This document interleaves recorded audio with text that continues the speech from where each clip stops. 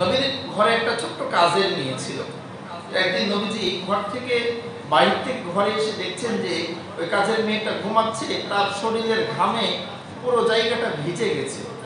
তো নবী আমার পাখাটা নিয়ে কাজের মেয়েকে বাতাস করছে, কাজের মেয়েকে বাতাস করছে। নবীজি স্ত্রী ডাক দিয়ে বলেন, আপনি কি করছেন? কাজের মেয়েকে বাতাস করছেন। নবী আমার ডাক দিয়ে বলেন, আমি যখন ঘুমাই এই মেয়ে তো আমাকে বাতাস করে। এই দুনিয়াতে তো অনেক এরকম অসহায় থাকবে, তাদের জন্য আমি মডেল যে আমি কাজের মেয়েকেও বাতাস করছি, তাকে ভালোবাসছি। এটা নবীর আদর্শ। আর আমার আদর্শ কি? কাজের মেয়েকে আমরা কতভাবে কষ্ট দিচ্ছি। যারা আজকে যারা মেয়ে অধিকার, মানব অধিকারের কথা বলে মাইক ফাটায়, দেখবেন তাদের ঘরে আজকে কাজের মেয়েরা লাঞ্ছিত হয়, তাদের ঘরে আজকে কাজের মেয়েরা নির্যাতনের শিকার হয়। আদর্শ শিখতে চাও, কার কাছে শিখবা? নবী মুহাম্মদের কাছে শিখো, মানুষ হয়ে যাবা, মানুষ হয়ে যাবে। এই হলো নবীর আদর্শ। নবী আমার মদিনায় গমন করলেন, একটা রাষ্ট্র ক্ষমতা হাতে পেলেন, একটা রাষ্ট্র গঠন করলেন, যে রাষ্ট্রের মধ্যে কোনো মানুষ না খেয়ে থাকবে না, কোনো বিচার প্রার্থী বিচারের জন্য এসে অপেক্ষা করবে না, কোনো মানুষ মাজলুম হবে না, কোনো মেয়ে তার ইজ্জত হানি হবে না, ইজ্জত নিয়ে টেনশনে থাকবে না। এমন একটা সমাজ ব্যবস্থা তৈরি করেছেন। এরকম সমাজের জন্য কিন্তু আমরাও অপেক্ষায় আছি, আমরাও আকাঙ্ক্ষিত যে এমন একটা সমাজ আমরা পাবো, যে সমাজে রাত দিন আমরা আরামে আয়েসে ঘোরাফেরা করব, কোনো অফিসে আমার কাছে ঘুষ চাইবে না, কোনো অফিসে কাজ নিয়ে গেলে আমাকে কষ্ট পেতে হবে না, আমার মেয়েটা বাড়ি থেকে বের হবে কোনো লম্পটের কাছে লাঞ্ছিত হবে না। এরকম সমাজ কিন্তু আমরাও চাই। কথা বলেন ঠিক কিনা? আমরাও চাই, কিন্তু পাচ্ছি না কেন? হচ্ছে না কেন? এই দেশে তো আইনের অভাব নাই, আইনের বইয়ের অভাব নাই। কত আইনের বই, কত আইন, কত বিচার ব্যবস্থা, তারপরেও কেন হচ্ছে না? যে আইন, যে বিচার ব্যবস্থা দিয়ে আমরা শান্তি চাচ্ছি, কিয়ামত পর্যন্ত ওই আইন দিয়ে, বিচার ব্যবস্থা দিয়ে শান্তি আসতে পারে না, শান্তি আসতে পারে না। নবী জীবনে 53 বছর বয়স পর্যন্ত চেষ্টা করেছিলেন, সমাজে শান্তি আনতে কিন্তু পারেন নাই। যখনই একটা রাষ্ট্র ক্ষমতা হাতে পেয়েছেন আর রাষ্ট্র ক্ষমতার পার্লামেন্টে কোরআনটা রেখে দিয়েছেন, ওই সমাজটা ঘুণে ধরা জালেম সমাজটা একটা সুন্দর সোনালী সমাজ হয়ে গেছে। আমরাও যদি শান্তি চাই ভাই, আমার পার্লামেন্টে কোরআনটা রাখতে হবে। কিন্তু এটা কিয়ামতের আগেও কি বলেন না সম্ভব? সম্ভব না, সম্ভব না। কেন সম্ভব না? এই কারণে সম্ভব না যে যারা রাখবে তাদের অবস্থাই তো ঠিক নাই। আপনি কোরআন দিয়ে চোরের হাত কাটবেন, আমার অবস্থাটা কি আমি তো জানি। আমি যখন চোরের হাত কাটবো আমার হাতও তো ঠিক থাকবে না। 10 টাকা 20 টাকা চুরি করার জন্য একজনের হাত কাটবো, 10 লক্ষ 20 লক্ষ টাকা আমি একটা কলমের খোঁচাতে আমি ব্যাংকে নিয়ে আসছি, আমার হাতও তো ঠিক থাকবে না। এই কারণেই কোরআন আমার সমাজে পার্লামেন্টে যাবে না। আসসালামু আলাইকুম ওয়া রাহমাতুল্লাহি ওয়া বারাকাতুহু। ওয়া আলাইকুম আসসালাম ওয়া রাহমাতুল্লাহি ওয়া বারাকাতুহু। ইন্নাল হামদালিল্লাহিল আকরামিল্লাযী খালাকাল ইনসানা ওয়া কাররাম ওয়া 'আল্লামাহু মিনাল বায়ানি মা লাম ইয়া'লাম ফাসুবহানাল্লাযী লা ইউহসা ইমতিনানুহু বিল লিসানি ওয়ালা বিল কলম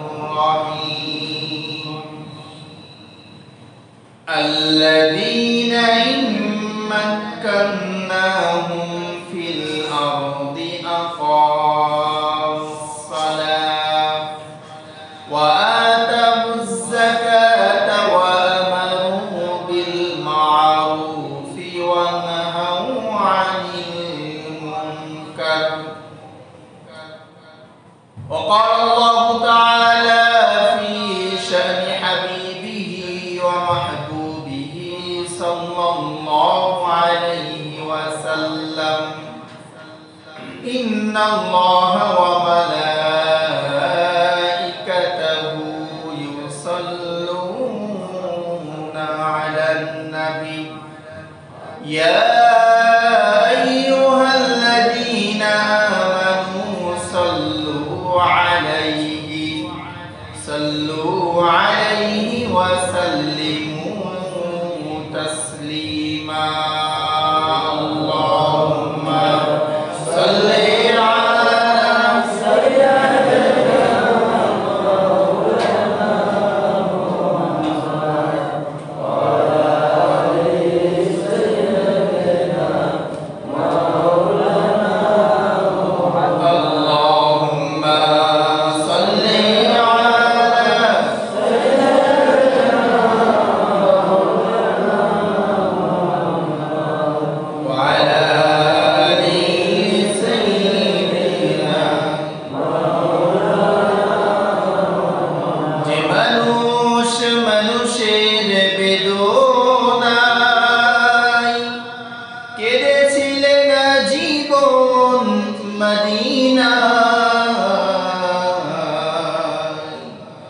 যে মানুষের বেদনায়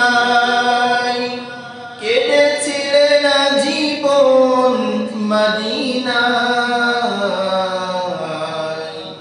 সেই মন সেই মানুষ যদি এত সুন্দর না জানি তাহলে তুমি কত সুন্দর কত সুন্দর আল্লাহুম্মা সাল্লি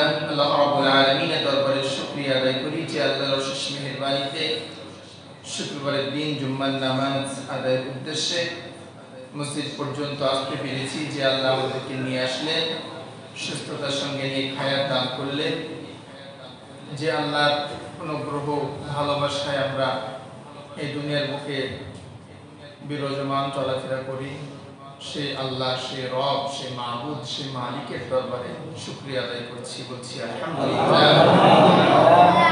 লক্ষ কোটি দরুদ ও সালাম বর্ষিত হোক সর্বযুগের সর্বকালের সর্বশ্রেষ্ঠ মহামানব যিনি আপনার আমার নবী যিনার জীবন আদর্শকে ফলো করতে পারলে আপনার আমার জীবনটা সুন্দর হয়ে যায় সেই মহান নেতা মহান মানবের উপরে দরুদ প্রেরণ করছি বলছি সাল্লাল্লাহু আলাইহি ওয়াসাল্লাম। সম্মানিত সুধী, আমরা অবগত আছি বিগত জুম্মা থেকে সিরাত সম্পর্কে ধারাবাহিক আলোচনা চলছে। ইতিপূর্বে আমরা নবীজির বাল্য জীবন, নবীজির জন্মের আগের মুআজিজা, নবীজির মাক্কি জীবন এই পর্যন্ত আলোচনা করেছি। যদিও বা আলোচনা অনেক লম্বা হওয়া দরকার, সময়ের কারণে সংক্ষিপ্তভাবে আমরা আলোচনা করছি। পূর্ব ঘোষিত অনুযায়ী আজকের আলোচনার বিষয় হওয়ার কথা নবীজির মাদানী জীবন। আল্লাহ রাব্বুল আলামিন যদি আমাকে তৌফিক দান করেন নবীজির মাদানী জীবন থেকে কিছু কথা আলোচনা করব ইনশাআল্লাহ বিমাশিয়াতিল্লাহ ওয়া মা তাওফীকি ইল্লা বিল্লাহ। আল্লাহ রাব্বুল আলামিন আমাদের সবাইকে কথাগুলো আমল করার তৌফিক দান করুন বলছি আমিন। সম্মানিত সুধী, আমরা শুনেছি নবী করিম সাল্লাল্লাহু আলাইহি ওয়াসাল্লাম জন্মের পর থেকে এই সমাজ থেকে অন্যায় অত্যাচার জুলুম নির্যাতন দূর করার জন্য অনেক চেষ্টা করেছেন, অনেক কর্মসূচি হাতে নিয়েছেন, কিন্তু সমাজ থেকে একটি খারাপিও দূর করতে পারেন নাই। কথা বলেন ঠিক কিনা? নবীজির জীবন থেকে প্রথম 40 বছর চলে গেল, উনি নবুয়ত পাননি, অনেক চেষ্টা করলেন কিন্তু সমাজ থেকে কোনো অন্যায় দূর করতে পারলেন না। উনি যখন 40 বছর বয়সে নবুয়তি লাভ করলেন, নবী হলেন, ওনার মাক্কি জীবন 13 বছর মক্কায় কাটিয়ে দিলেন, কিন্তু সমাজ থেকে একটি খারাপও বিদায় করতে পারেন নাই। নবী করিম সাল্লাল্লাহু আলাইহি ওয়াসাল্লাম অক্লান্ত পরিশ্রম করলেন, অল্প কিছু সাহাবী গোপনে ঈমান আনলেন। নবীজির মাক্কি জীবনে তারপরে অক্লান্ত নির্যাতন, সাহাবীদেরকে নির্যাতন করা হয়েছে, জীবন দিতে হয়েছে। এর কারণটা কি? এর একটি কারণ যে নবীর হাতে তখন রাষ্ট্র ক্ষমতা ছিল না, এই কারণে উনি একজন নাগরিক ছিলেন। এই কারণে মাক্কি জীবনে এত কষ্ট নবীকে পেতে হয়েছে। শুধু তদানীন্তন সময়ের কাফেরেরা নবীকে যে কষ্ট দিয়েছেন এখানেই শেষ নয়, নবীকে তারা হত্যার চেষ্টা করেছেন, সাহাবীদেরকে হত্যা করেছেন, অনেক সাহাবীকে জীবন দিতে হয়েছে। তার পিছনে একটি কারণ যে রাষ্ট্র ক্ষমতা হাতে নাই, মাজলুম, এজন্য জুলুমকারীদের হাতে নির্যাতিত হয়েছে। এমন অবস্থায় আল্লাহর পক্ষ থেকে আদেশ চলে আসলো, হে নবী আপনি হিজরত করেন। হিজরত মানে আপনার স্থান ত্যাগ করেন, মক্কা থেকে মদিনায় চলে যান। মক্কার মানুষেরা আপনাকে চিনল না, আপনি মদিনায় চলে যান। ওখানে আমি আপনাকে একটা রাষ্ট্র দান করব, রাষ্ট্র ক্ষমতা দান করব, যার মাধ্যমে সমাজ থেকে সকল খারাপি, অন্যায়, অত্যাচার, জুলুম, নির্যাতন সব আপনি দূর করতে পারবেন। আল্লাহ রাব্বুল আলামিন নবীকে আদেশ করে দিলেন, এই মক্কায় আপনার থাকা যাবে না, এখান থেকে হিজরত করে মদিনায় চলে যেতে হবে। আল্লাহর নবী তার মাতৃভূমি, জন্মস্থান মক্কা ছাড়তে চান না। মাতৃভূমির প্রতি এমন একটা মায়া, এমন একটা দয়া, এমন একটা ভালোবাসা, মাতৃভূমি ছাড়তে চান না। তদানীন্তন সময়ের কাফেররা নবীর উপরে এত অত্যাচার করেছে, জুলুম করেছে, মারার জন্য অনেক প্ল্যান করেছে, তাও নবী মক্কা ছেড়ে কোথাও যেতে চান নাই। আল্লাহর পক্ষ থেকে যখন আদেশ চলে আসলো আপনি আর থাকতে পারবেন না, আপনি হিজরত করেন, মদিনায় চলে যান। নবী আমার যখন রওনা দিলেন, বারবার খানায় কাবার দিকে তাকায় আর বলতে থাকে, এই খানায় কাবার মালিক, মনে চেয়েছিল তোমার এই খানায় কাবার দিকে তাকিয়ে থাকবো, ইবাদত করব, কিন্তু এই সমাজের মানুষরা আমাকে এই স্থানে, এইখানে থাকতে দিল না। আমার মন চেয়েছিল, আমি চাচ্ছিলাম যে আমি এখানে থাকবো, আমি কাবা ইবাদত করব, কাবা আমার মাতৃভূমি, জন্মভূমিতেই আমি থাকবো। মাতৃভূমির প্রতি একটা মায়া আছে না ভাই? একটা মায়া আছে। বিশেষ করে আমরা রাজশাহীর স্থানীয় বাসিন্দা, আমাদের বেশি মায়া। আমরা কিন্তু মাতৃভূমি, আমাদের জন্মস্থান ছেড়ে বাইরে যেয়ে থাকতে পারি না। যারা বাইরে থেকে এসে রাজশাহীতে থাকে তাদেরকে দেখে আমার আশ্চর্য হয়, আমার ভাবি আমি এনারা থাকে কিভাবে, তাদের এলাকার কথা, বন্ধু বান্ধবের কথা মনে পড়ে না। আমি আশ্চর্য হই, আমার কথাই বলছি। আপনাদের মসজিদে যখন যোগদান করি, আমার সভাপতি সাহেবের অনুমতি ক্রমে গেছিলাম ইমাম প্রশিক্ষণ দিতে ঢাকায়, 5 বছর আগে, 6 বছর আগে কথা বলছি। সে সময় নারায়ণগঞ্জে 15,000 টাকা বেতনে চাকরি হয়ে গেছিল মসজিদের ইমাম, কিন্তু একটা মায়াতে যেতে পারিনি যে আমার এলাকা ছাড়া আমি কি করে বাইরে থাকি, এই মায়াতে যেতে পারি না। তখন যদি চলে যেতাম, আল্লাহ জানে নসিবে কি ছিল, কিন্তু শুধুমাত্র এই এলাকার মায়ায়, এলাকার মানুষের মায়ায় যেতে পারি না। নবীজির মাতৃভূমির মায়া ছেড়ে যেতে চান নাই, কিন্তু আল্লাহর হুকুম চলে আসলো।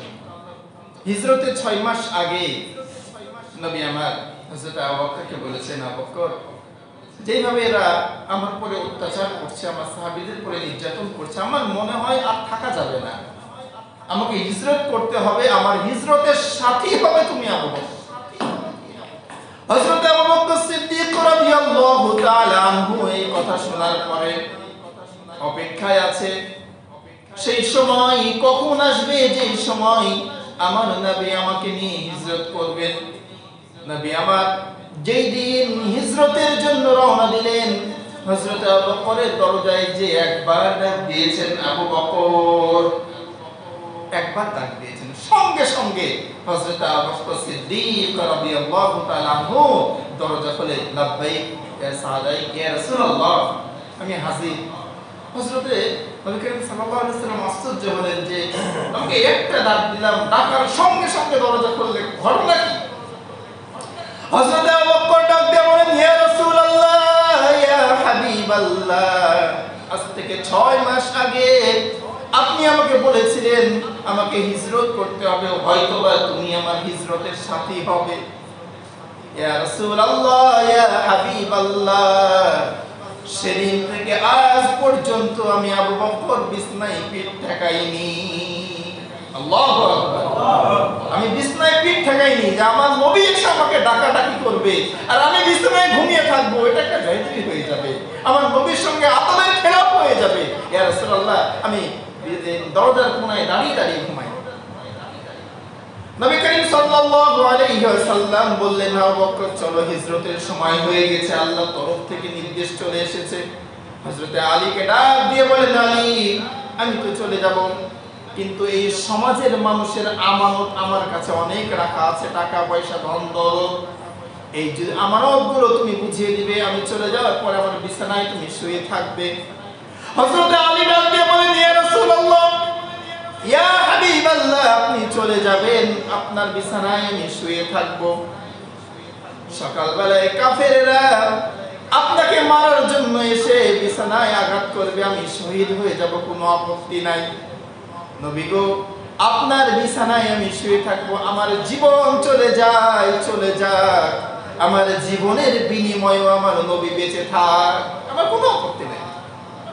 আপনার বিছানায় যে আমি শুয়ে থাকবো, সকালে তো কাফেররা আসবে আপনাকে মারার জন্য, আপনি মনে করে আমাকে মেরে ফেলবে, এটা আমার কোনো আপত্তি নাই, আমার জীবনের বিনিময়ে আপনি বেঁচে থাকেন।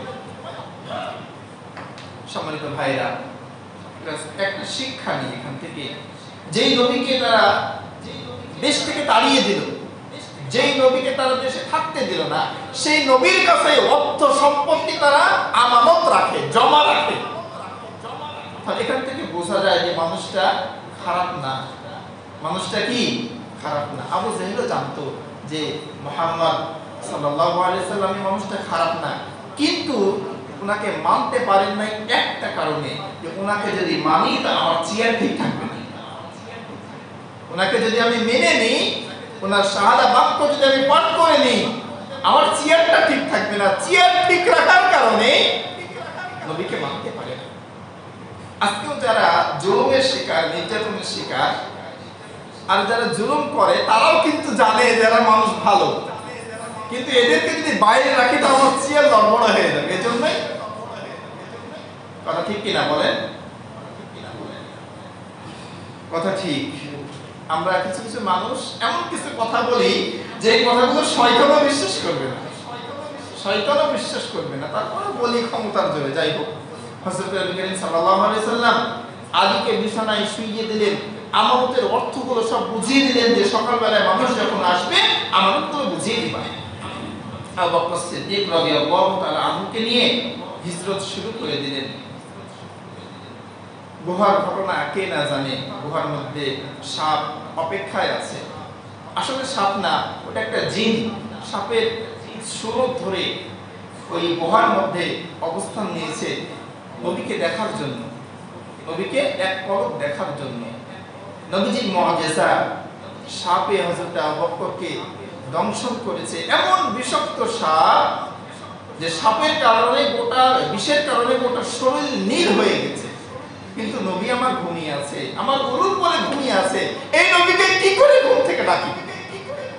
আবু বকর বলছে, আমি এই নবীকে কিভাবে ডাকি? আমার জীবনও যদি চলে যায়, নবীকে তো ডাকা যাবে না। চোখ দিয়ে পানি পড়েছে, নবীর গায়ে পানি পড়ে নবী উঠে বলছে, কি ব্যাপার আবু বকর, কাঁদছো কেন? বাড়ির কথা কি মনে পড়ে গেছে? হযরত আবু বকর ডাক দিয়ে বলেন, ইয়া রাসূলুল্লাহ ইয়া হাবিবাল্লাহ, আমি সহ আমার পরিবার আপনার চরণে কুরবানি হোক।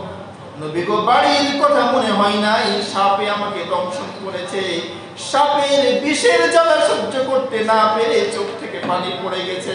নবী আমার ডাক দিয়ে বলেন, আবু বকর, এতক্ষণ পর আমার ঘুম ভেঙেছে, তুমি আমাকে কেন ডাকোনি? আমাকে যদি ডাকতে অনেক আগেই তো তোমার বিষের ব্যথা আগেই সেরে যেত। হযরত আবু বকর ডাক দিয়ে বলেন, ইয়া রাসূলুল্লাহ, আমার জীবনও যদি চলে যায়, আমার নবী উরুর করে ঘুমাচ্ছে, মাথা রেখে ঘুমাচ্ছে, ওই নবীর ঘুমের ডিস্টার্ব আমি দিতে পারি না। আমার জীবন চলে যায়, চলে যাক, কিন্তু এই নবীর ঘুম ভাঙাতে পারি না। নবী আমার মুখ থেকে একটু থুতু নিয়ে ওই জায়গায় লাগিয়ে দিলেন, সঙ্গে সঙ্গে বিষ পানি হয়ে গেল। সুবহানাল্লাহ। নবী আমার হিজরত করে মদিনায় চলে গেলেন। মদিনাবাসী তো খুশিতে আত্মহারা। আপনার সম্মান আপনার বউ জানে না, আপনার সন্তান জানে না, আপনার বাবা মা স্ত্রী সমাজের মানুষ কিন্তু আপনাকে চিনে না, কিন্তু অন্য জায়গার মানুষ আপনাকে জানে বা বুঝে যে আপনি কি। কথা বলেন, অনেক সময় দেখবেন নিজের মানুষের কাছে, পরিবারের মানুষের কাছে, স্ত্রী সন্তানের কাছে অপমানিত হতে হয়। তারা আপনাকে না চেনার কারণে অপমান করে, কিন্তু আরেকজন জানে যে আপনি কত মূল্যবান বস্তু, আপনার কত দাম। বিশেষ করে যারা স্ত্রী আছে, আপনি যত ভালোই স্বামী হন না কেন তার কাছে ভালো হবেন না, যতই ভালো হন না কেন। আর বেচারা যে কষ্টে আছে, স্বামীর দ্বারা নির্যাতনে আছে, সে জানে যে আপনি কত ভালো, সে জানে। নবী করিম সাল্লাল্লাহু আলাইহি ওয়াসাল্লামকে মক্কাবাসী চিনে নাই, কিন্তু মদিনাবাসী ঠিকই চিনেছেন যে ইনি মানুষটা কত দামি মানুষ। সমাজের মানুষেরা স্বাগতম জানাতে শুরু করেছেন, ওয়ালা আল বাদরু আলাইনা মিন সানিয়াতিল বিদা। তারা সঙ্গীত গাইতে শুরু করেছেন, সবাই হাদিয়া নিয়ে চলে আসছেন, বিভিন্ন উপহার নিয়ে আসছেন নবীকে দেওয়ার জন্য। একজন এতিম, স্বামীহারা মা এতিম সন্তানকে নিয়ে নবীর দরবারে উপস্থিত হয়েছে। অনেক ভিড় নবীকে দেখার জন্য, পুরুষ মহিলা ছোট বাচ্চা বৃদ্ধ মানুষ সবাই উপস্থিত হয়েছে। সবার ভিড়কে অতিক্রম করে ওই স্বামীহারা মা হযরত আনাসকে হাতে ধরে নিয়ে নবীর দরবারে এসে বলছেন, ইয়া রাসূলুল্লাহ, ইয়া হাবিবাল্লাহ, সবাই তো অনেক উপহার দিচ্ছে আপনাকে, অনেক হাদিয়া দিচ্ছে নবী গো, আমি এমন একটা গরিব মহিলা, আমার স্বামী নাই, অর্থ নাই, সম্পত্তি নাই, আপনাকে দেওয়ার মতো আমার কিচ্ছু নাই, আপনাকে দেওয়ার মতো আমার কিচ্ছু নাই, একমাত্র সন্তান এই আনাস আমার আছে। নবী গো, এই আনাসকে আপনার জন্য হাদিয়া দিয়ে দিলাম, উপহার দিয়ে দিলাম। সুবহানাল্লাহ। হযরত আনাস রাদিয়াল্লাহু তাআলা আনহু নবীর দরবারে থাকতে শুরু করলেন, নবীর খেদমত করতে শুরু করলেন। অনেক দিন নবীর খেদমত করার পরে হযরত আনাস বর্ণনা করছেন যে নবীর খেদমতের জন্য আমার মা আমাকে কুরবান করে দিয়েছিলেন। ওই নবীর খেদমত যতটুকু আমি করতে পেরেছি, ওই নবী তার চেয়ে বেশি খেদমত আমারই করেছে। সুবহানাল্লাহ। হযরত আনাস কি বলেন যে আমার মা আমাকে কুরবান করে দিয়েছে, উপহার দিয়ে দিয়েছে নবীর কাছে তার খেদমত করার জন্য, সেবা করার জন্য। তা আমি নবীর যতটুকু সেবা করতে পেরেছি তার চেয়ে বেশি সেবা নবী আমার করেছে। কেমন মানুষ ছিলেন গো। হযরত আনাসকে নবীজি একদিন বলছেন, আনাস, আমার জামাটা, আমার পাঞ্জাবিটা নিয়ে আসো। তো ছোট্ট মানুষ বাড়ি থেকে বের হয়েছে, দেখছেন যে বাচ্চারা খেলাধুলা করছে। অনেক সময় পার হয়ে যায়, আধা ঘন্টা 1 ঘন্টা পার হয়ে যায়, আনাস আর আসে না। তো নবীজি ভাবলেন যে হয়তো ছোট মানুষ ভুলে গেছে, বাড়ি থেকে বের হয়ে দেখছেন যে বাচ্চাদের খেলা দেখছে। তো হযরত আনাস বলেন যে আমাকে নবী এতটুকু কথা বললেন না যে আনাস, তোমাকে যে বলেছিলাম আমার জামাটা নিয়ে আসতে, কই তুমি তো নিয়ে আসলে না। এতটুকু কথা নবী আমাকে বলেন নাই, শুধু আমার দিকে একটু মুস্কি তাকিয়ে একটু মুস্কি হাসি দিয়েছেন। হযরত আনাস বলেন যে ওই মুস্কি হাসির শাসনটা মৃত্যু পর্যন্ত আমার কাজে লেগেছে। সন্তানদেরকে শুধু হাত দিয়ে মেরে শাসন করা না, চোখ দিয়ে অনেক সময় শাসন করা যায়, শুধু মারের প্রয়োজন না। অনেক সময় ক্যাপাসিটি করে অনেক কিছু করলে সন্তান মানুষ হয়ে যায়। সম্মানিত ভাইরা, এই হলো নবীজির আদর্শ। আরেকটা আদর্শ বলি, নবীর ঘরে একটা ছোট্ট কাজের মেয়ে ছিল। একদিন নবীজি ঘর থেকে, বাইরে থেকে ঘরে এসে দেখছেন যে ওই কাজের মেয়েটা ঘুমাচ্ছে, তার শরীরের ঘামে পুরো জায়গাটা ভিজে গেছে। তো নবী আমার পাখাটা নিয়ে কাজের মেয়েকে বাতাস করছে, কাজের মেয়েকে বাতাস করছে। নবীজির স্ত্রী ডাক দিয়ে বলেন, আপনি কি করছেন? কাজের মেয়েকে বাতাস করছেন। নবী আমার ডাক দিয়ে বলেন, আমি যখন ঘুমাই এই মেয়ে তো আমাকে বাতাস করে। এই দুনিয়াতে তো অনেক এরকম অসহায় থাকবে, তাদের জন্য আমি মডেল, যে আমি কাজের মেয়েকেও বাতাস করছি, তাকে ভালোবাসছি। এটা নবীর আদর্শ। আর আমার আদর্শ কি? কাজের মেয়েকে আমরা কতভাবে কষ্ট দিচ্ছি। যারা আজকে যারা মেয়ে অধিকার, মানব অধিকারের কথা বলে মাইক ফাটাই, দেখবেন তাদের ঘরে আজকে কাজের মেয়েরা লাঞ্ছিত হয়, তাদের ঘরে আজকে কাজের মেয়েরা নির্যাতনের শিকার হয়। আদর্শ শিখতে চাও, কার কাছে শিখবা? নবী মুহাম্মদের কাছে শিখো, মানুষ হয়ে যাবা, মানুষ হয়ে যাবে। এই হলো নবীর আদর্শ। নবী আমার মদিনায় গমন করলেন, একটা রাষ্ট্র ক্ষমতা হাতে পেলেন, একটা রাষ্ট্র গঠন করলেন, যে রাষ্ট্রের মধ্যে কোনো মানুষ না খেয়ে থাকবে না, কোনো বিচার প্রার্থী বিচারের জন্য এসে অপেক্ষা করবে না, কোনো মানুষ মাজলুম হবে না, কোনো মেয়ে তার ইজ্জত হানি হবে না, ইজ্জত নিয়ে টেনশনে থাকবে না, এমন একটা সমাজ ব্যবস্থা তৈরি করলেন। এরকম সমাজের জন্য কিন্তু আমরাও অপেক্ষায় আছি, আমরাও আকাঙ্ক্ষিত যে এমন একটা সমাজ আমরা পাবো, যে সমাজে রাত দিন আমরা আরামে আয়েসে ঘোরাফেরা করব, কোনো অফিসে আমার কাছে ঘুষ চাইবে না, কোনো অফিসে কাজ নিয়ে গেলে আমাকে কষ্ট পেতে হবে না, আমার মেয়েটা বাড়ির থেকে বের হবে, কোনো লম্পটের কাছে লাঞ্ছিত হবে না। এরকম সমাজ কিন্তু আমরাও চাই, কথা বলেন ঠিক কিনা? আমরাও চাই, কিন্তু পাচ্ছি না কেন, হচ্ছে না কেন? এই দেশে তো আইনের অভাব নাই, আইনের বইয়ের অভাব নাই, কত আইনের বই, কত আইন, কত বিচার ব্যবস্থা, তারপরেও কেন হচ্ছে না? যে আইন, যে বিচার ব্যবস্থা দিয়ে আমরা শান্তি চাচ্ছি, কিয়ামত পর্যন্ত ওই আইন দিয়ে, বিচার ব্যবস্থা দিয়ে শান্তি আসতে পারে না, শান্তি আসতে পারে না। নবী জীবনে 53 বছর বয়স পর্যন্ত চেষ্টা করেছিলেন, সমাজে শান্তি আনতে, কিন্তু পারেন নাই। যখনই একটা রাষ্ট্র ক্ষমতা হাতে পেয়েছেন, আর রাষ্ট্র ক্ষমতা পার্লামেন্টে কোরআনটা রেখে দিয়েছেন, ওই সমাজটা ঘুণে ধরা জালিম সমাজটা একটা সুন্দর সোনালী সমাজ হয়ে গেছে।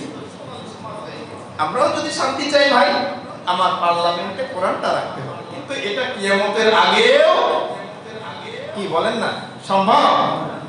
সম্ভব না, সম্ভব না। কেন সম্ভব না? এই কারণে সম্ভব না যে যারা রাখবে তাদের অবস্থাই তো ঠিক নাই। আপনি কোরআন দিয়ে চোরের হাত কাটবেন, আমার অবস্থাটা কি আমি তো জানি। আমি যখন চোরের হাত কাটবো, আমার হাতও তো ঠিক থাকবে না। 10 টাকা 20 টাকা চুরি করার জন্য একজনের হাত কাটবো, 10 লক্ষ 20 লক্ষ টাকা আমি একটা কলমের খোঁচাতে আমি ব্যাংকে নিয়ে আসছি, আমার হাতও তো ঠিক থাকবে না। এই কারণেই কোরআন আমার সমাজে পার্লামেন্টে যাবে না, আমরা নিয়ে যেতে পারছি না। যাই হোক, সম্মানিত ভাইরা, নবী করিম সাল্লাল্লাহু আলাইহি সাল্লাম মদিনায় গেলেন, একটা সুন্দর রাষ্ট্র গঠন করলেন। নবীজি বলছেন, খায়রুল কুরুনি করনি, খায়রুল কুরুনি নাস, খায়রুল কুরুনি উম্মতি। এই যে আমি একটা উম্মত রেখে গেলাম, একটা মানব মণ্ডলী রেখে গেলাম, একটা সমাজ ব্যবস্থা রেখে গেলাম, কিয়ামত পর্যন্ত এরকম সমাজ ব্যবস্থা আরেকটা সমাজে প্রতিষ্ঠিত হবে না। ওই সব মানুষগুলো কেমন মানুষ ছিল? যে মানুষগুলো সমাজে নারী ইজ্জতের জম ছিল, যারা সমাজে বিভিন্ন রকম খারাপি করত, অন্যায় করত, জুলুম করত, মানুষ খুন করত, ওই সকল মানুষকে কোরআন দিয়ে 10 বছরের মাথায় এমন সুন্দর মানুষ বানিয়ে দিলেন। নবীজি বললেন যে এরকম মানুষ, এরকম সমাজ ব্যবস্থা, এরকম মানবতা কিয়ামত পর্যন্ত আর আসবে না। সম্মানিত ভাইরা, কোরআন ছাড়া কোনো পথ নাই গো, কোরআন ছাড়া কোনো উপায় নাই। মানব রচিত মতবাদ দিয়ে মানুষের শান্তি আসতে পারে না, পারে না, পারে না। কেননা আমার রব আমাকে তৈরি করেছেন, আমার খালেক আমাকে তৈরি করেছেন, উনি জানে যে কার মধ্যে শান্তি আছে, উনি জানে কার মধ্যে শান্তি আছে। এজন্য কোরআন ছাড়া কোনো উপায় নাই। আল্লাহ রাব্বুল আলামিন নবীকে রাষ্ট্র পরিচালনার জন্য একটা কোরআনের আয়াত উপহার দিলেন। আল্লাহ রাব্বুল আলামিন বলেন, আল্লাযীনা ইম্মাক্কান্নাহুম ফিল আরদি আকামুস সালাতা ওয়া আতাউজ যাকাতা ওয়া আমারু বিল মা'রুফি ওয়া নাহাউ আনিল মুনকার। আল্লাহ রাব্বুল আলামিন বলেন, যেই সকল মুমিন বান্দাদেরকে আমি রাষ্ট্র ক্ষমতা দান করব, তাদের 4 দফা কর্মসূচি হবে, 4টি কাজ তারা সম্পূর্ণ করবে। এক নাম্বার, আল্লাযীনা ইম্মাক্কান্নাহুম ফিল আরদি আকামুস সালাত, তারা সমাজের বুকে নামাজ প্রতিষ্ঠা করবে, কায়েম করবে।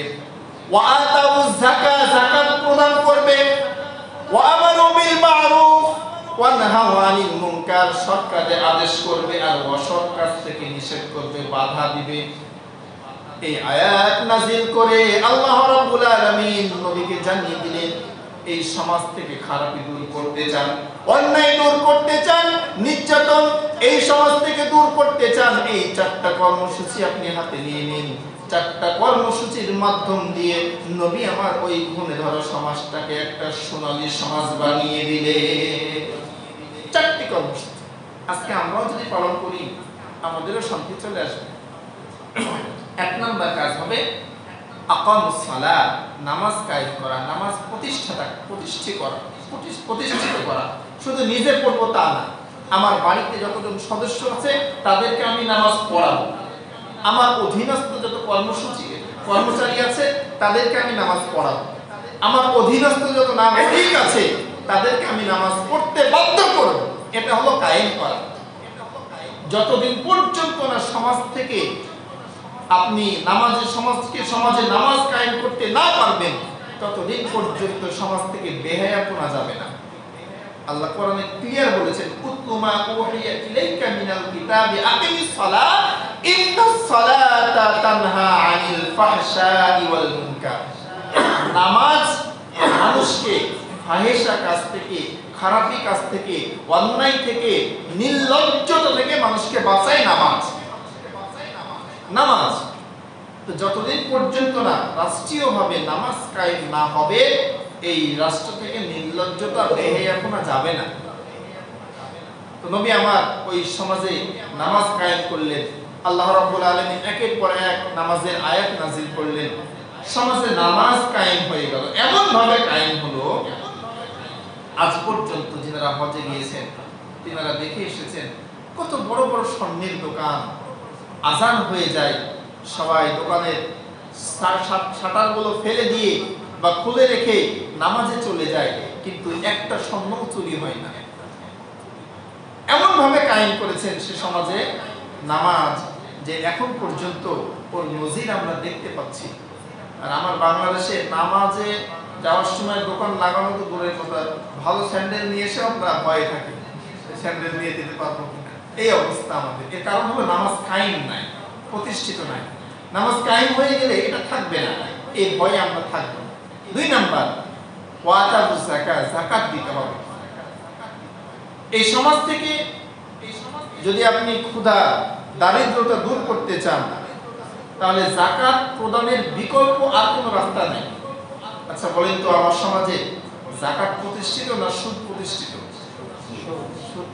সুদ দিয়ে কখনো সমাজে শান্তি আসতে পারে না, কখনো শান্তি আসতে পারে না। সুদের দিকে যাচ্ছে না, অত ভয়াবহ পাপ, সুদের ভয়াবহ গুনাহ।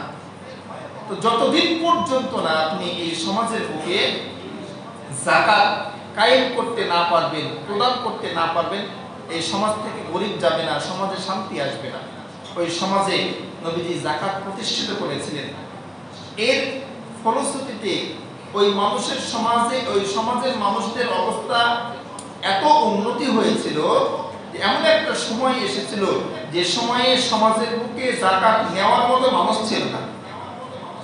যাকাত নেওয়ার মতো মানুষ ছিল না।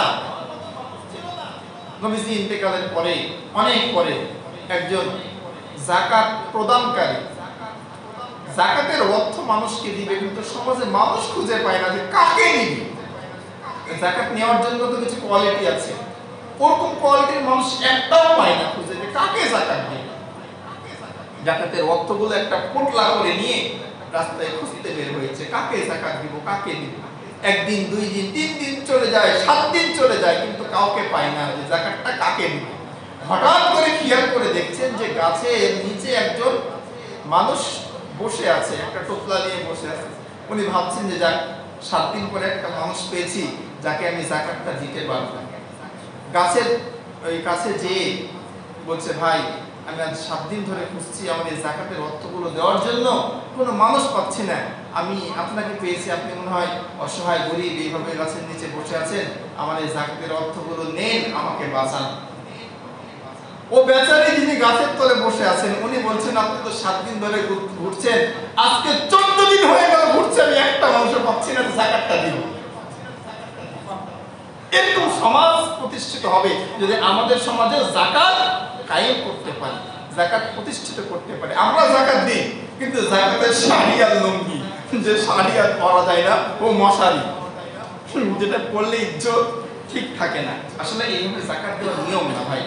যাকাতের অর্থ যে আপনার বের হবে ওটা আপনি একত্রিত করবেন, এমন একজন ব্যক্তিকে দিবেন যে একবার দিলে তার জীবনে আর কারো কাছে হাত পাততে হবে না, 2 বছর পরে ও আবার যাকাত দিবে।